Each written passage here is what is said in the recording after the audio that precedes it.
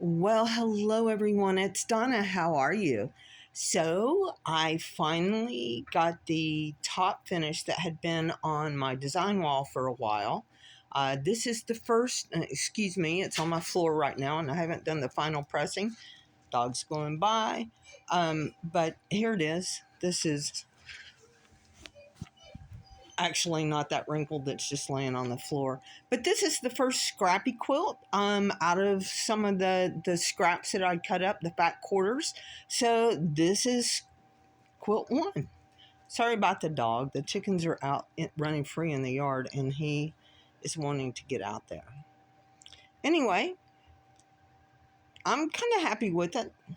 We'll see once it gets pressed and when it'll actually get quilted, but not too bad. It was fun. Let's see what Scrappy Quilt number 2 comes out to be. Talk to you later. Bye.